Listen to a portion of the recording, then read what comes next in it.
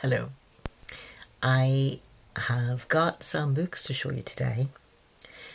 I've just been to an annual book fair in Edinburgh and I've come back with 5 books. And there are 4 fiction and 1 non-fiction. And in a way this is like coming back to the story of where I began with BookTube, because I began by visiting the annual Christian Aid book fair sale, second-hand book sale, which has been going on also for 50 years. And during that time, they have raised for Christian Aid £3 million. So it's quite the event in the calendar in Edinburgh. I knew that even before I came to live here. And I have been there over the years.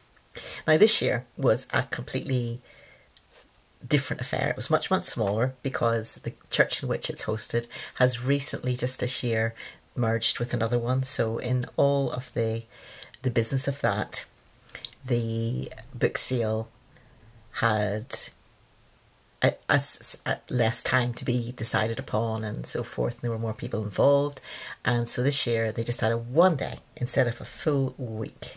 All I have to show for today is a distant shot on the other side of St Andrew's Square, looking through all the trees towards the church, which used to be called St Andrew's and St George's West, but is now called the Newtown Church, I think it is. And it's... I'm sorry about that, but what happened was my phone ran out of charge, so I had thought it had more charge on it. So there we go. Anyhow, you really want to hear about the books. You really want to hear about the books, and possibly when I'm editing I will cut out all the introduction. I don't have a lot of time to talk because I'm actually on honeymoon at the moment. The groom doesn't know, and the bride doesn't know either, but then they are fictional. So, I went into the church, I looked for books, I didn't find much. And I found nothing really that said, buy me, buy me, buy me. And I went out and there's just this covered area at the front of the church. Almost like a veranda, you would say.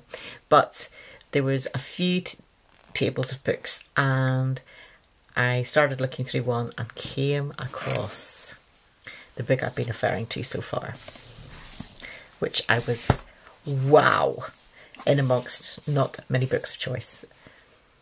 Busman's Honeymoon, Dorothy L Sayers.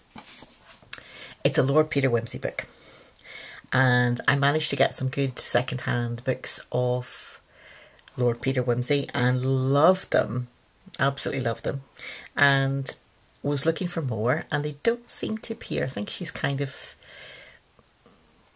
maybe seems less fashionable. This book itself, you're going to want to see this book. This book is much too nice to miss. Genuinely old. And they were selling these hardbacks for £3. So they're a thing of beauty in themselves. I mean, gorgeous. So there we go. Victor Gallant's 1937. And also the other books by Dorothy L Sayers. So that's my list. The first one of hers that I read was Whose Body, which actually was also very close to the time I started my BookTube channel, and you can find the review of it listed. And I was starting to read them in order, but I've been finding it really hard because mostly I go into bookshops and Dorothy L Sayers' name goes out of my brain, and I'm left like an idiot saying to the person behind the counter, do you have any Lord Peter Wimsey books? Who is it by? I just have this blank with her name. So thankfully, I went today going, I must get a look to see if these are here, and so they are. And a lovely letter at the start to friends that she has written this for and about. And the whole story itself starts with people talking about the marriage of Lord Peter Wimsey, and they have all different kinds of views, and there's a wonderful one. They're really quite snobbish about it because he is landed gentry and just very rich, and he's Here we go, yes. Here's a comment of a letter, somebody saying about his wife, who of course is not landed gentry and is not full of money, but is very, very intelligent. Is it Girton College, I think? Anyway, let's see.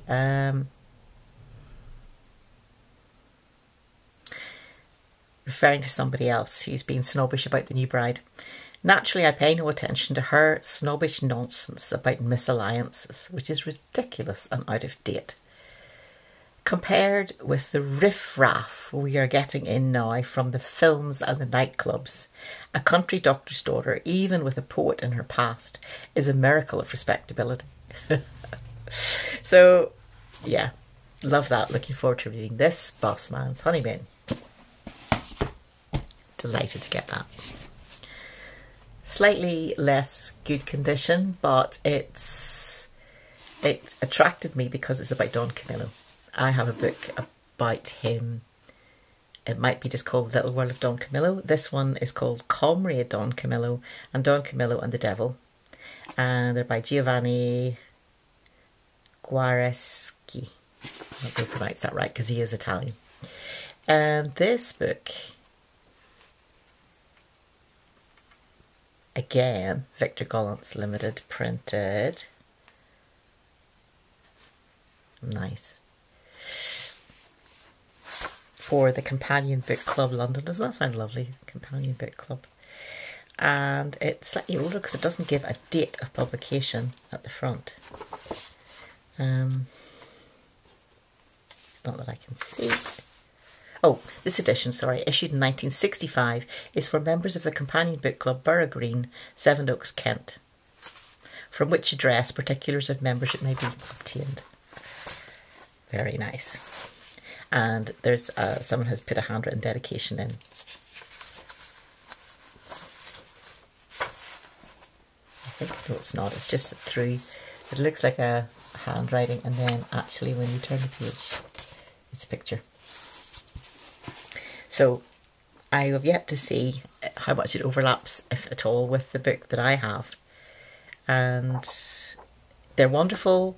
They are very personal stories told by a journalist who knew an area really, really well. He was the local journalist. He knew all the real stories, all the real characters. And he has written this fiction, but obviously with a lot of knowledge. You can sense the characters in the neighbourhood. It's just wonderful.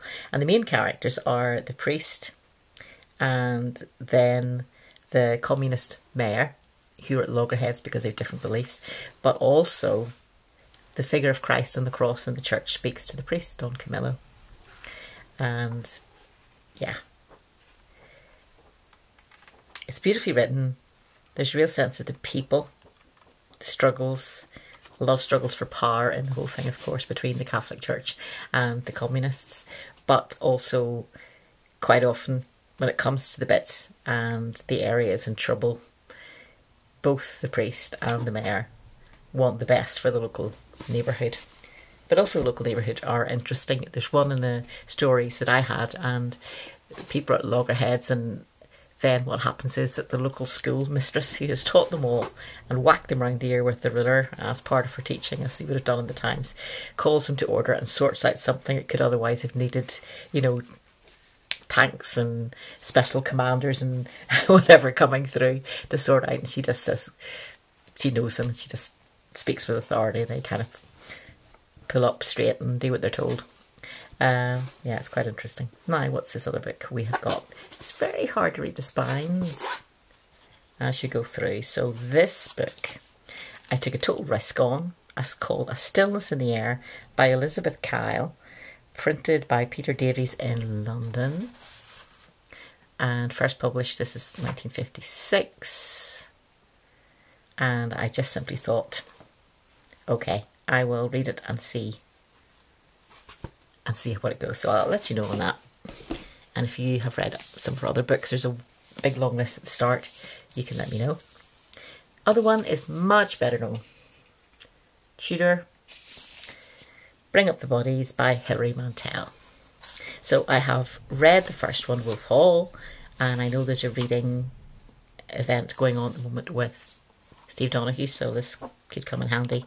And this is moving from telling the story of the rise of Henry VIII to more centred along, I think, on Anne. It's all about Thomas Cromwell, but it's in Tudor courts, what he's doing as the power shifts around and different people have the influence with the king, including him, of course. And yeah, what happens. Okay, so that'll be a bit of reading.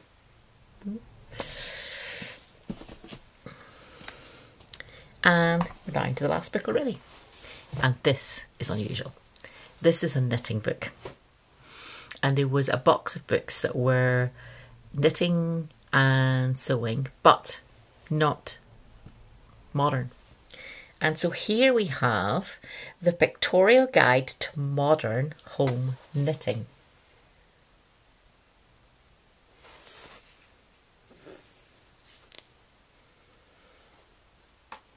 And if I show you one of the illustrations, we will see just how modern these things are.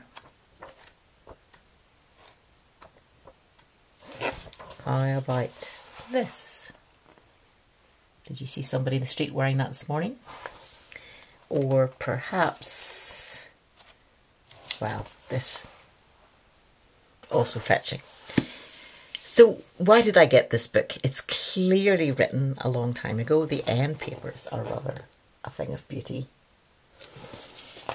And it's printed by Autumn's Press Limited.